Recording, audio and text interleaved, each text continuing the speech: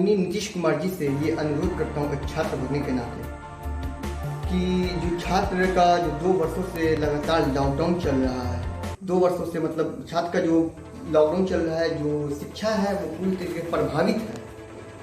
शिक्षा संस्थान जो है वो पूरी तरह से बंद ही रहा, समझिए तो एक तरीके से शिक्षा संस्थान बंद रहा, हर कुछ बंद रहा, लेकिन फिर भी छात्र उसमें किसी न किसी तरह से अपने पढ़ाई को चलाया, उन्होंने किया। जिस तरह छात्र ने ऑनलाइन पढ़ाई की, लेकिन बहुत दिनों के बाद भी जब तक नहीं खुला वो जो शिक्षा के ऊपर जो भी हम लोगों ने किया,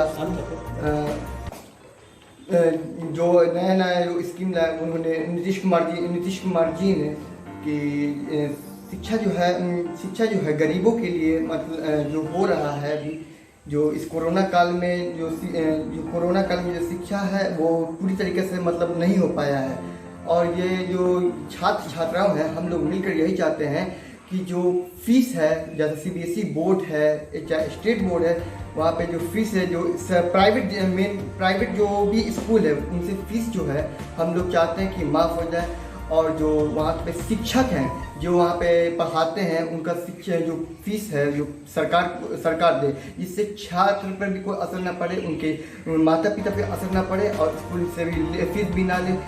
और जो भी आज हम देखेंगे बिहार में जो शिक्षा साक्षर जो फीस जो है 36.4% साक्षरता है, असाक्षरता है, और 19.2% जो है साक्षरता है। तो आप देख सकते हैं कि साक्षरता की दौर कहाँ है, फीसदी कितना। यानी कहने का मतलब है कि जिस तरीके से कोरोना महामारी है, इससे साक्षरता दर में काफ़ी गिरावट आ सकता है।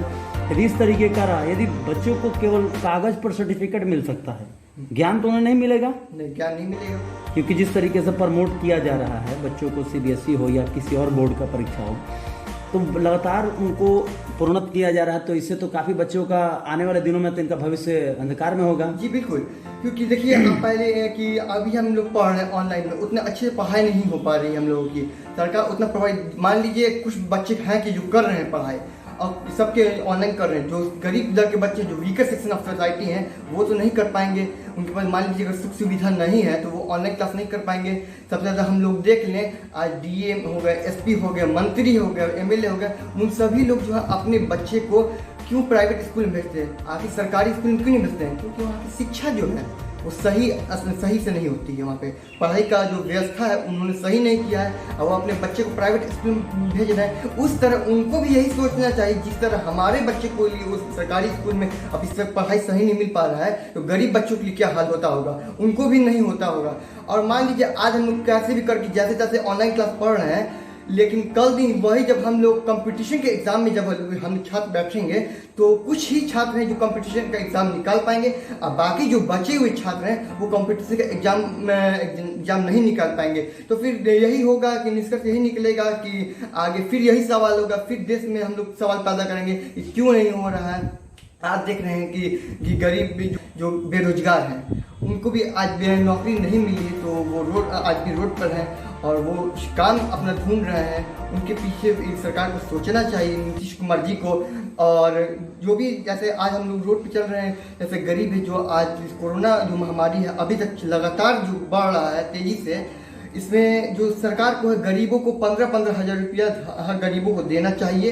और जो उनका जो फीस है, जैसे बिजली का बिल हो गया, पानी का बिल हो गया, और रेंट हो गया, उनका बैंक से लोन, ये सब किस्तें जो है माफ़ होनी चाहिए।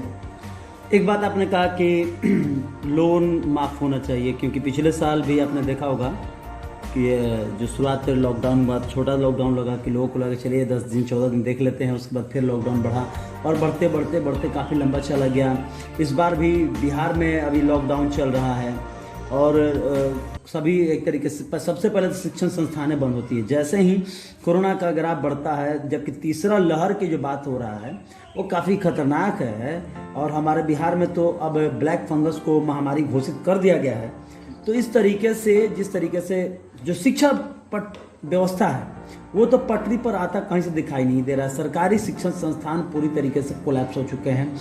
एक तरीके से देखा जाए तो निजी जो शिक्षण संस्थान है वो कुछ अपने स्तर से कार्य कर रहे हैं, लेकिन अब वो बच्चों का भविष्य काफ़ी डार्क हो जाएगा जो निजी विद्यालय और सरकारी विद्यालय में काफ़ी अंतर होता है।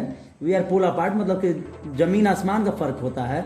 तो अब तो सरकारी बच्चों का आगे भविष्य जो काफ़ी अंधकार में होगा। बिल्कुल, देखिए इसमें हम लोग एक काम कर सकते हैं, क्लास जो है वो जो भी निजी प्राइवेट स्कूल्स हैं उनमें अल्टरनेट हम चला सकते हैं, जिससे इस कोरोना महामारी पर भी ऐसा नहीं कि प्रभाव नहीं पड़ेगा, प्रभाव पड़ेगा लेकिन उतना नहीं पड़ेगा, बाद में मेंटेन हो सकता है। तो अल्टरनेट करके क्लास चलाया जा सकता है ताकि उनके पढ़ाई पर कोई प्रभाव ना पड़े। बच्चे को मतलब कम करके डिस्टेंस को दूरी बना करके बैठ सकते हैं और पढ़ाई को कंटिन्यू कर सकते हैं, हो सकता है। बतौर छात्र आप यहाँ के जो शिक्षा मंत्री हैं उनसे क्या सवाल रखेंगे, उनसे क्या कहना चाहेंगे शिक्षा व्यवस्था को दुरुस्त करने के लिए? शिक्षा व्यवस्था को हम दुरुस्त करने के लिए एक ही बात कहना चाहेंगे कि उन्होंने छात्र की जो बात है, जो मन की जो बात है, उन पर ध्यान दें, वो कहना क्या चाहते हैं। और जो कहना चाहते हैं कि हम लोग को शिक्षा चाहिए, उस शिक्षा का व्यवस्था सही होना चाहिए। जो सरकारी जो स्कूल है, कॉलेज है, इसमें जो पढ़ाई हो, जैसे कि प्रोफेसर्स हो गए जो नहीं आते, जो क्लास नहीं कराते हैं, वहाँ बच्चे जाते हैं लेकिन क्लास भी नहीं होता है, तो वो सब पे ध्यान दें। कॉलेज में सब जो शिक्षा की जो व्यवस्था है, जो स्टडी मटेरियल सबको प्रोवाइड कराया जाए, और जहाँ पे नहीं होती वहाँ पे क्यों नहीं होती इसके खिलाफ कार्रवाई की जाए। तो कार्रवाई की आपने बात कहा, जो शिक्षा व्यवस्था है अभी फिलहाल जो इस सिचुएशन में चल रहा है, फिलहाल बिहार में अभी तो लॉकडाउन चल रहा है, लेकिन लॉकडाउन खत्म होने के बाद भी जो शिक्षा है और शिक्षा व्यवस्था है पुनः पटरी पर आएगा नहीं, क्योंकि लगातार जब भी कुछ होता है वैश्विक महामारी कोरोना को लेकर तो सबसे पहले शिक्षा व्यवस्था पर उसका चोट असर पड़ता है। और आज जो छात्र छात्राएं हैं जो पढ़ रहे हैं, सभी तो इतने समृद्ध नहीं है कि घर पर वो ऑनलाइन पढ़ाई कर सके, तो उसके लिए सरकार को कुछ तो करना चाहिए। हाँ, बिल्कुल करना चाहिए। देखिए, जो ऑनलाइन नहीं कर सकते हैं तो उनके लिए अल्टरनेट क्लास चलाया जाएगा, अल्टरनेट क्लास चलाना चाहिए उनके लिए। जो सरकार को जो शिक्षक हैं जो प्राइवेट स्कूल में, उनको फीस देना चाहिए, उनको फीस देना चाहिए, और ताकि गार्जियन प्रेशर ना आए। वो गार्जियन प्रेशर तो इसलिए वो पढ़ाई नहीं हो पाता है, गार्जियन भी लॉकडाउन कहाँ से कोई करेगा, जैसे गरीब जो दर के लोग हैं, भरपाई कौन करेगा? भरपाई कौन? सरकार करेगी। आप एक छात्र हैं, वो भी बहुत 10+2 के छात्र हैं, और इतनी बड़ी बात आप कर रहे हैं, बहुत बड़ी बात है, क्योंकि जिस तरीके से समस्याएं इतनी बड़ी हो गई है और आर्थिक रूप से कमज़ोर जो बच्चे हैं उनके लिए तो ये बहुत बड़ा समस्या है, क्योंकि एक तो हथियार था उनके लिए एजुकेशन, और वो भी धीरे धीरे उनके हाथ से कम होते जा रहा है। तो जब बिहार में पुनः व्यवस्था पटरी पर आएगा तो कई छात्रों, जैसे आपने अभी कुछ देर पहले कहा कि बिहार में एजुकेशन का जो स्तर है वो काफ़ी नीचे है, शिक्षा का स्तर काफ़ी नीचे है, तो ये तो केवल कागजों पर ही दिखेगा कि ग्राफ बढ़ा, उसके बाद तो फिर कुछ खास दिखेगा नहीं। जी बिल्कुल होगा, और हमेशा से ये होता ही आ रहा है, इस पर सरकार ध्यान नहीं दिया है। जैसे कि आज हम स्पोर्ट्स के मामले में देख लें, चाहे किस पढ़ाई की एजुकेशन के मामले देख लें, बिहार कल भी पिछड़ा था और आज पिछड़ा, अब पिछड़ते ही जा रहा है। इससे वो लोग उभारने की बिहार को कोशिश नहीं कर रहे हैं, स्टूडेंट को जागरूक नहीं कर रहे हैं, स्टूडेंट आगे बढ़ रहे तो उनको आगे बढ़ने में सहयोग नहीं कर रहे हैं, शिक्षा को बढ़ावा नहीं। क्या लगता है कि गलत राजनीतिक संरचना या राजनीतिक के कारण इस तरीके का व्यवस्था हो रहा है? क्योंकि जिस तरीके से बिहार के मुख्यमंत्री लगातार कहते हैं कि बिहार में बाहर है, चारों तरफ नीतीश कुमार हैं, वो तो अलग बात है, क्योंकि उनको तो लोग कुछ और ही कुमार किसी का नाम से जानते हैं, तो वो पूरी तरीके से, क्या आप उनके कार्यकाल आपने देखा होगा, पिछले चुनाव में बड़े बड़े वायदे किए गए थे कि रोजगार दिया जाएगा, लेकिन अभी तक तो कुछ हुआ नहीं, ऊपर से रोजगार लोगों को चलता ही जा रहा है, छूटते ही जा रहा है। देखिए, माननीय प्रधानमंत्री, जब आपने बात कहा कि रोजगार का, तो पहले हम बता दें कि माननीय प्रधानमंत्री श्री नरेंद्र मोदी जी ने कहा था जब हमारी सरकार बनेगी तो 2 करोड़ नौकरियां देंगे, 15-15 लाख रुपया सबको देंगे, सबके खाते में देंगे। तो वो जुमलों की सरकार है और वो आज तक नहीं हो। जब भी सवाल पूछते हैं, देखिए क्या होता है ना कि जैसे हम सवाल पूछते हैं कि किसी भी मुद्दे पर, तो सरकार सिर्फ हाँ आपसे कारण नहीं पूछती है, पूछती है कि हाँ या ना में जवाब दे। जब वही एक्शन वो करती है तो जब वही वीडियो दिखाती है, जब हमने आपसे कहा था ये बात पूछा तो आपने हमसे हाँ में जवाब दिया था, लेकिन जब पूछते हैं काला धन कहाँ गया, तो इस पर जब सवाल पूछिए काला धन होता क्या है, तब वो बताएंगे आपको। लेकिन यहाँ पे कुछ हम लोगों की भी गलती है कि हम लोगों ने सवाल नहीं पूछा उनसे, लेकिन पूछना चाहिए था, लोगों को पूछना चाहिए था। जो आज नहीं पूछे उनके जो कमी रह गया। और जो उनकी सरकार है नीतीश कुमार जी की, प्रधान बीजेपी की, वो डबल ड्रैगन सरकार है। गांधी मैदान में हो कि उन्होंने कहा था कि डबल ड्रैगन की सरकार है, ये हम जो बिहार को है वो विशेष राज्य का दर्जा दिलवाएंगे, लेकिन सिर्फ 4 महीने में, लेकिन 4 महीने किया, यहाँ तो दूसरे डबल ड्रैगन सरकार बनी फिर भी कुछ नहीं हुआ।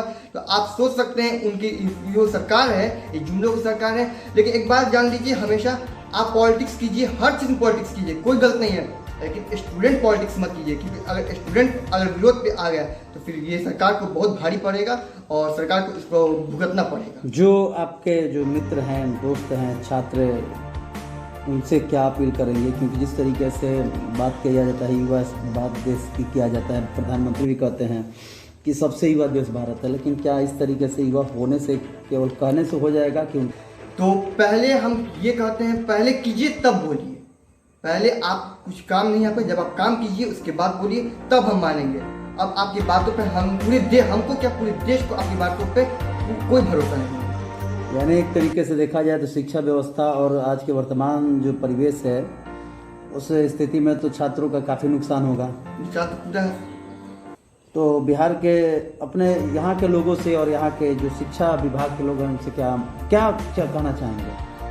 यहाँ के शिक्षा विभाग से लोगों से कहना चाहेंगे, जो भी इंस्टीट्यूट यहाँ पे चल रही है, जो आपने क्लोज कर दी। देखिए यहाँ पे अगर इंटरनेट पे भी जूम ऐप पे जो भी क्लास चला रहे हैं जो भी लोग, वो भी अनस्टेबल नेटवर्क कंडीशन चलते जो क्लास है वो सही से नहीं हो पा रहा है। क्लास कभी रुक जाता है, किसी का मान लीजिए किसी एरिया में बैठा है तो नेटवर्क मिल रहा है, किसी एरिया में नहीं बैठा तो नेटवर्क नहीं मिल रहा है। तो इन सभी चीज़ को मुद्दे देखते हुए वो लोग यूट्यूब पे वीडियो नहीं डालते हैं, वो अलग बात है।